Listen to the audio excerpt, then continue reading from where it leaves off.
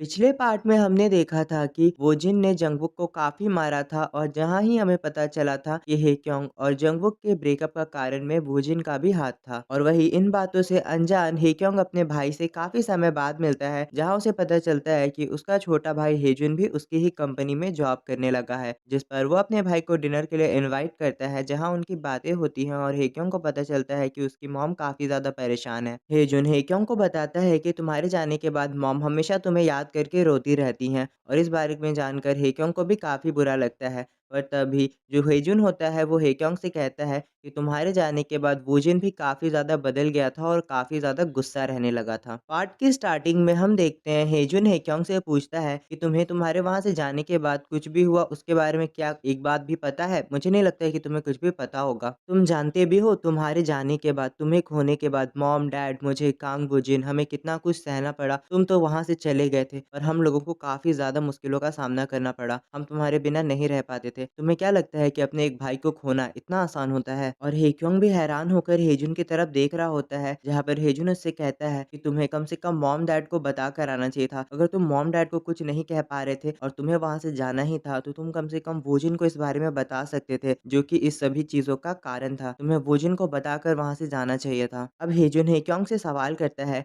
कि तुमने आखिरकार इस बारे में वोजिन को क्यों नहीं बताया? तुम्हें जो कुछ सहना पड़ा, जितनी परेशानियों का सामना करना पड़ा, तुमने इस बारे में वोजिन को नहीं बताया, है ना? तुम्हें उसे बताना चाहिए था कि उसके दादाजी के कारण हमें कितना कुछ सहना पड़ा। तुम जानते हो ना कि कांग वोजिन एक पागल है और वो कोई ऐसा इंसान नहीं है जिसके कारण तुम्हें कोर्ट कचहरी का सामना करना पड़ता। तुम्हें क्या लगता है कि अगर वोजिन को पता चलता, तो क्या वो तुम्हारे ऊपर केस कर देता कि तुम उसे सोए में किस कर रहे थे? तुम्हें वोजिन को बताना चाहिए था कि उसके दादाजी ने तुम्हारे साथ क्या किया है। और यहाँ हेक्योंग काफ़ी ज़्यादा डर जाता है। फिर हेजुन कहता है, पर तुमने हमें कभी अपना समझा ही नहीं। तुमने बिना कुछ बताए, बिना हमसे कोई भी बातें किए, तुम वहाँ से चुपचाप गायब हो गए। तुम्हें क्या लगा था कि तुम वहाँ से चले जाओगे तो रूमर्स बंद हो जाएँगे या हमारी फैमिली पे उठने वाली उँगलियाँ शांत हो जाएँगी? तुमने मॉम, डैड, मुझे, अपने दोस्तों या वोजिन को, किसी को भी तुम्हारे जाने के बारे में नहीं बताया ताकि हमें शर्मिंदगी का सामना ना करना पड़े। पर आखिर तुमने ऐसा क्यों किया? तुम जानते हो तुम्हारे जाने के कारण कांग वूजिन पूरी तरह से टूट गया था। यहाँ तक कि वो इतना गुस्सा रहने लगा था कि उसकी फैमिली भी उसे सँभाल नहीं पा रही थी।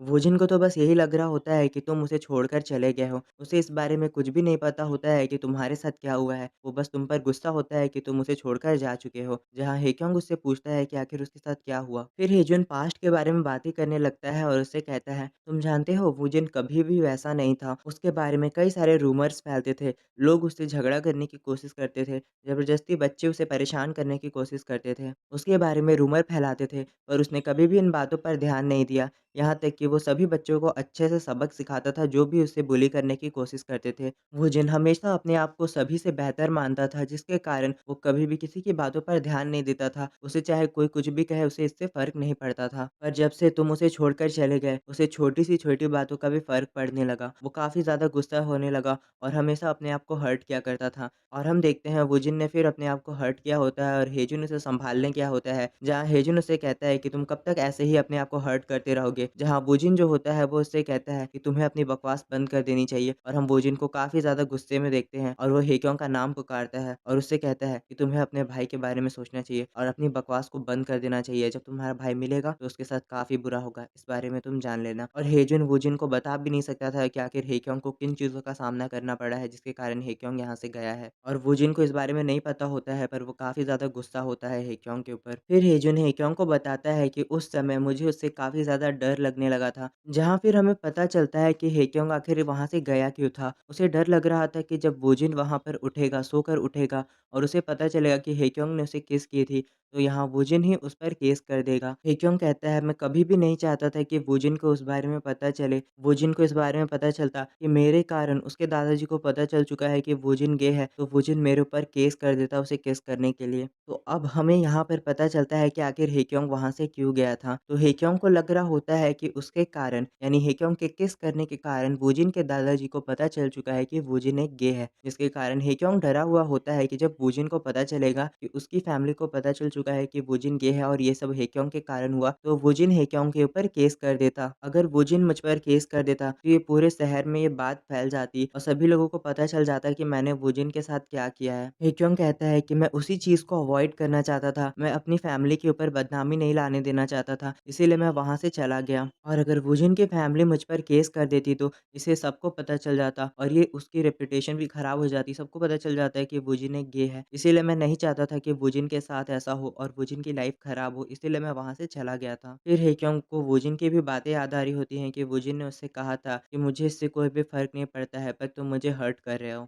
और हेक्योंग सोचता है कि मुझे पता ही नहीं चला कि मेरी वज़ह से वुजिन कितना ज़्यादा अफ़ेक्ट हो चुका है। फिर हेक्योंग अपना ही सर पकड़ के सोचने लगता है कि मुझे काफ़ी ज़्यादा गुस्सा दिला रहा है और मुझे वुजिन के लिए बुरा लग रहा है, क्योंकि मेरे वहाँ से जाने के कारण वुजिन आज इतना गुस्से वाला और एक काफ़ी ज़्यादा ईविल इंसान बन चुका है। यहाँ हेजुन की बातों ने अपने ही भाई को वुजिन का गुनहगार बना दिया था। यहाँ पर अब हेक्योंग को ये डर लगने लगा था कि उसके कारण वुजिन हट हुआ है। और यहाँ जो भी दर्द हेक्योंग ने सहा और वुजिन के कारण जिन चीज़ों का उसे सामना करना पड़ा, वुजिन के दादाजी के कारण हेक्योंग को जिन चीज़ों का सामना करना पड़ा, उन बातों को तो यूँ ही भुला दिया जाता है। अब यहाँ पर हेक्योंग केवल वुजिन के बारे में सोच रहा होता है कि उसके कारण वुजिन को कितना हर्ट हुआ। यहाँ जो हेजुन होता है वो दूसरी तरफ देखकर सोच रहा होता है कि मैं तो जानता भी नहीं हूँ कि अगर वुजिन को कभी पता चला कि उसके दादाजी ही कारण थे हेक्योंग के साथ उसके ब्रेकअप के, तो वो पता नहीं क्या करता। यहाँ पर वो हेक्योंग को अभी बुरा मान रहा है और हेक्योंग से नफ़रत करता है, क्योंकि उसे लगता है कि हेक्योंग उसे छोड़कर चला गया था। लेकिन जब उसे पता चलेगा कि ये सब उसके ही दादाजी के कारण हुआ,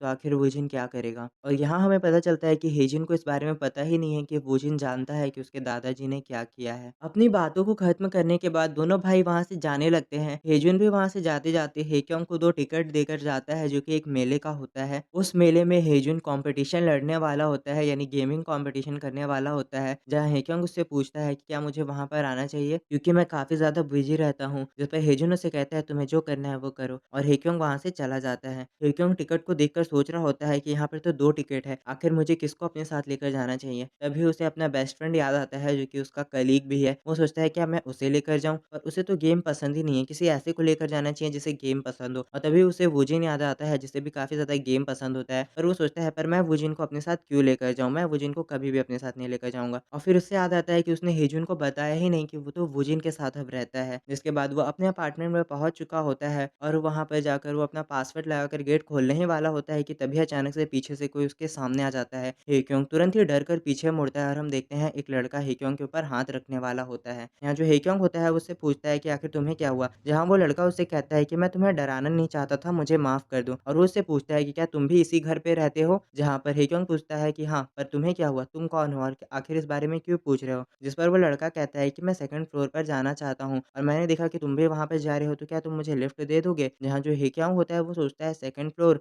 वहाँ पे तो केवल रेसिडेंट रहते हैं और वहाँ पर बाहर वालों का आना अलाउड नहीं है, तो आखिर ये वहाँ पर क्यों जाना चाहता है? जहाँ अब हेक्योंग को पास्ट की बातें याद आती है कि उसे सोह्युन ने बताया था कि यहाँ पर काफ़ी सारे अजीब लोग आते रहते हैं, जिन्हें सोह्युन से नफ़रत होती है। वो सभी लोग आकर यहाँ सोह्युन को नुकसान पहुँचाना चाहते हैं, जिसके कारण ही यहाँ पर इतने ज़्यादा प्रिपरेशन किए गए हैं कि कोई भी बाहर वाला अंदर नहीं आ सकता है और बॉडीगार्ड भी रखा गया है। जहाँ हमें पता चलता है कि सोह्युन भी काफ़ी ज़्यादा इन्फ्लुएंशियल फैमिली का बेटा है, यानी नाजायज़ बेटा है, जिसके कारण उसके ऊपर काफ़ी ज़्यादा पेपराज़ी की नज़र है और बहुत सारे लोग जो कि सोह्युन से नफ़रत करते हैं, वो भी सोह्युन को मारने के लिए यहाँ पर आते हैं, जिसके कारण ही इस बिल्डिंग में इतने ज़्यादा सिक्योरिटी के सिस्टम लगाए गए हैं। फिर हमें उसी लाल बालों वाले लड़के को दिखाया जाता है, जो कि हेक्योंग से बात कर रहा होता है और उससे कहता है कि अगर तुम ऊपर जाने वाले हो, तो मुझे भी लेकर जा सकते हो। यहाँ जो हेक्योंग होता है, उसके पास एक बड़ा-सा बैग दिखता है और वो सोचता है, कहीं ये कोई पापराज़ी तो नहीं या फिर कोई गुंडा तो नहीं? मुझे बिल्कुल समझ नहीं आ रहा है कि क्या ये कोई न्यूज़ वाला है? और तभी वो उससे कहता है कि देख भाई, अगर इससे पहले कि मैं पुलिस को कॉल कर दूँ, तू चुपचाप यहाँ से निकल जा। पर तभी अचानक से हेक्योंग की नज़र किसी चीज़ पर पड़ती है और वो बहुत ही बुरी तरह से डर जाता है। हम हेक्योंग को इतना ज़्यादा डरा हुआ काफ़ी समय बाद देखते हैं, वो बहुत ही बुरी तरह से डर कर काँप रहा होता है। जहाँ हम देखते हैं अचानक से हेक्योंग सीधे ही उस लड़के के चेहरे पर एक ज़ोरदार मुक्का लगा देता है, जहाँ हेक्योंग काफ़ी ज़्यादा डरा हुआ होता है और हम हेक्योंग को इतना ज़्यादा डरा हुआ पहली बार देखते हैं, जहाँ हेक्योंग तो बहुत ही बुरी तरह से डर कर काँप रहा होता है। पता नहीं आखिर उसने ऐसा क्या देख लिया था जिसके कारण हेक्योंग इतना ज़्यादा डर गया और उसने उस लड़के पर हमला कर दिया। यहाँ पर वो लड़का वहाँ गिर जाता है और उससे कहता है कमीने, तुम्हारी हिम्मत कैसे हुई मुझे मारने की? और फिर हमें कुछ सेकंड पहले का सीन दिखाया जाता है, जहाँ जब हेक्योंग उस लड़के से बात कर रहा होता है, अभी इस समय ऐसा कुछ भी नहीं हुआ था, पर तभी उस लड़के ने ही पहले ही हेक्योंग पर हमला करना शुरू कर दिया था। वो अचानक से काफ़ी गुस्से में हेक्योंग पर हमला करने के लिए आगे बढ़ रहा होता है, जिसके कारण ही हेक्योंग काफ़ी बुरी तरह से डर गया था। हेक्योंग को पता नहीं कौन-सी मेमोरी याद आ गई थी, जिसके कारण वो बहुत ही ज़्यादा बुरी तरह से डर रहा होता है, जिसके कारण ही उसने सेल्फ डिफेंस पर उस लड़के पर हमला कर दिया था। और हम देखते हैं कि हेक्योंग इसलिए डरा हुआ होता है क्योंकि उसे अपने पास्ट की एक मेमोरी याद आ गई थी, जहाँ हेक्योंग पड़ा हुआ था और उसके मुँह नाक से काफ़ी ज़्यादा खून निकल रहा होता है। यानी किसी ने हेक्योंग को काफ़ी ज़्यादा हर्ट किया था और उसे काफ़ी ज़्यादा मारा-पीटा था। और अब ये हेक्योंग किसके बारे में याद कर रहा है वो हम जानेंगे आने वाले एपिसोड्स में। पर यहाँ पर हम देखते हैं वो लड़का जो होता है वो हेक्योंग को गालियाँ देने लगता है और उससे कहता है, आज तुम्हारी वज़ह से सोह्युन बच गया। अगर सोह्युन मेरे हाथ लग जाता ना तो आज मैं उसे छोड़ने वाला नहीं था। और हम देखते हैं वो तुरंत ही उठकर हेक्योंग पर दोबारा हमला करने के लिए जाता है और इस बार तो हेक्योंग बहुत ही बुरी तरह से डर चुका होता है। वो किसी चीज़ के बारे में याद कर रहा होता है, मतलब उसी मेमोरी के बारे में याद कर रहा होता है जहाँ पर हेक्योंग पर किसी ने काफ़ी बुरी तरह से हमला किया था और उसे बहुत मारा था। हेक्योंग को वही याद आ रहा होता है जिसके कारण वो काफ़ी ज़्यादा डरा हुआ होता है।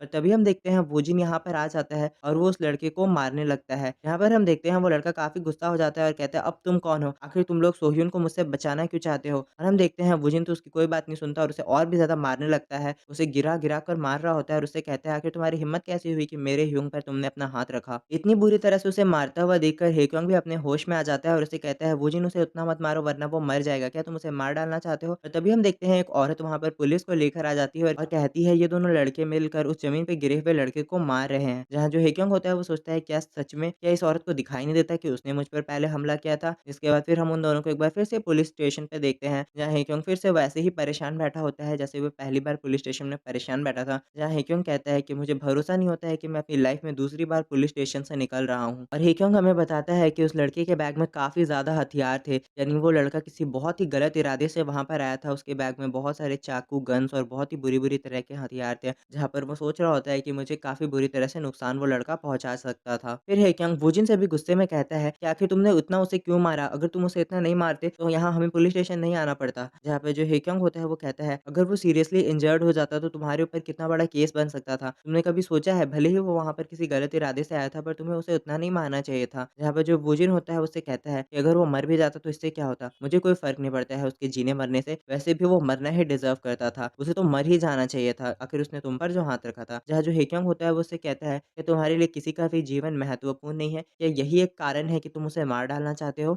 जहाँ हम वूजिन को देखते हैं जो कि काफ़ी गुस्से में हेक्योंग को घूरता है और वहाँ पर वो हेक्योंग को बहुत ही गुस्से में देख रहा होता है, जिससे हेक्योंग तुरंत ही दूसरी तरफ मुड़ जाता है। वूजिन जानता था कि हेक्योंग कुछ छुपा रहा है, जो कि वो हेक्योंग से जानना चाहता था। वो तुरंत ही हेक्योंग के कंधे पर हाथ रखता है और उससे कहता है, तुम काफ़ी ज़्यादा बुरी तरह से काँप रहे हो। आखिर तुम्हारे साथ ऐसा क्या हुआ है ह्यूम कि तुम इतने ज़्यादा बुरी तरह से डर चुके हो और इतने ज़्यादा काँप रहे हो? आखिर उस लड़के ने ऐसा क्या कहा? ऐसा उसने क्या किया जिसके कारण तुम इतना ज़्यादा डर चुके थे? ह्यूंग, मैंने कभी भी तुम्हें इतना ज़्यादा डरा हुआ कहीं भी नहीं देखा था। और हम हेक्योंग को देखते हैं जो कि अभी तक डरा हुआ था और बहुत ही ज़्यादा बुरी तरह से डरा हुआ था। मानो हेक्योंग को किसी ऐसी चीज़ का ट्रॉमा है जिसे वो भुला नहीं पा रहा है। हम हेक्योंग को बहुत ही बुरी तरह से काँपते हुए देखते हैं और वो सोचता है कि हाँ, इसने बिल्कुल सही कहा, मैं बहुत ही ज़्यादा बुरी तरह से डर गया था और बहुत ही ज़्यादा शॉक्ड भी हो गया था। जब उसने मुझ पर हमला किया तो मुझे संग-ह्यून की याद आ गई थी, जहाँ संग-ह्यून मुझ पर ऐसे ही हमला किया करता था। तो गाइस, अगर आप लोगों को संग-ह्यून याद नहीं है कि आखिर ये संग-ह्यून नाम का बंदा कौन है, जिसके बारे में हमने चैप्टर 13 में देखा था, जहाँ की-हुन और उसके सभी दोस्त मिलकर बैठकर बातें कर रहे होते हैं, जहाँ उन सभी लोगों ने एक बहुत ही बड़े मॉडल की फ़ोटो को दिखाया था, जो कि एक ब्लॉन्ड बालों वाला मॉडल था, जो कि काफ़ी पॉपुलर और हैंडसम था। वो लोग की-हुन को और उस मॉडल को कंपेयर कर रहे थे, तो वो काफ़ी बड़ा मॉडल वही संग-ह्यून है और यहाँ पर हेक्योंग उसके बारे में ही सोचकर काफ़ी बुरी तरह से डरा हुआ होता है। तो आखिर संग-ह्यून ने ऐसा हेक्योंग के साथ क्या किया था जिसके कारण हेक्योंग वॉयलेंस से इतना ज़्यादा डरता है, वो हम जानेंगे आने वाले चैप्टर में। इसके बाद हम देखते हैं अचानक से हेक्योंग लंबी-लंबी साँसें लेने लगता है। यह वूजिन तुरंत ही हेक्योंग को अपने पास खींच लेता है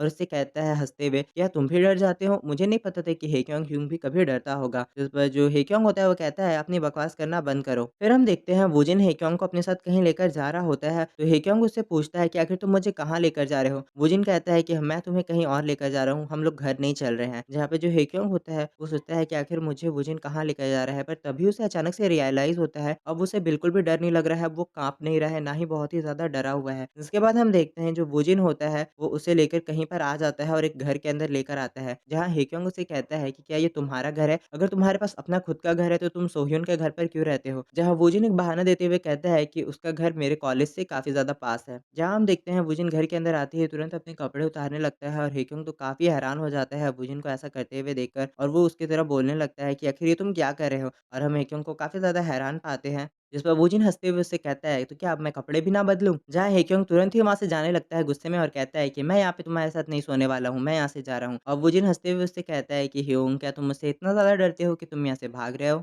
फिर हम देखते हैं अचानक से वूजिन हेक्योंग के पास आ जाता है और उसे पीछे से हग कर लेता है और उससे कहता है, "ह्योंग, क्या तुम यहाँ पर कुछ नॉटी सोच रहे हो करने का? इसीलिए तुम यहाँ से जा रहे हो? तुम्हारे मन में कुछ गंदे ख़्याल आ रहे हैं ना?" और यहाँ पर हम देखते हैं कि वूजिन तुरंत ही उसके पास जाने लगता है और क्लोज़ आने लगता है और हेक्योंग तो हैरान रह जाता है और वूजिन उससे कहता है, "पर अगर तुम सोच रहे हो तो कोई दिक्कत नहीं है क्योंकि मैं तो ऐसा करने वाला हूँ।" फिर वो तुरंत ही हेक्योंग को बैक को टच करने लगता है जिसके कारण हेक्योंग चिल्लाकर उसे कहता है, "आखिर तुम ये क्या कर रहे हो?" और वूजिन तुरंत ही उसके पैंट्स के अंदर अपने हाथ डाल देता है जहाँ पे हेक्योंग तो बहुत ही ज़्यादा ब्लश कर रहा होता है और उससे कहता है कि पागल आदमी ऐसा करना बंद करो। जहाँ हम उन लोगों को कुछ नॉटी चीज़ें करते हुए देखते हैं जहाँ वूजिन उससे कहता है कि तुमने ही तो ऐसा करने का सोचा था ना ह्योंग। और यहाँ पर वो काफ़ी ज़्यादा क्लोज़ जा चुका होता है और वो दोनों वो कर रहे होते हैं। जो हेक्योंग होता है वो काफ़ी ज़्यादा ब्लश कर रहा होता है और वो उससे कहता है कि ऐसा मत करो। जहाँ वूजिन कहाँ रुकने वाला था वो तो और भी ज़्यादा कंटिन्यू कर रहा होता है और हेक्योंग देख रहा होता है कि वूजिन रुका ही नहीं है। और फिर हम देखते हैं अचानक से हेक्योंग काँप रहा होता है और वो ज़मीन पर गिर जाता है और वो बहुत ही बुरी तरह से ब्लश कर रहा था। जहाँ वूजिन उससे कहता है कि ह्योंग, तुम इतने ज़्यादा थके हुए क्यों लग रहे हो? और इसी सीन के साथ ये चैप्टर खत्म हो जाता है। सो गाइस, अब आगे की चैप्टर के लिए आपको नेक्स्ट वीडियो का इंतज़ार करना होगा। मिलते हैं अगले चैप्टर के साथ। Thank you for watching. Good bye.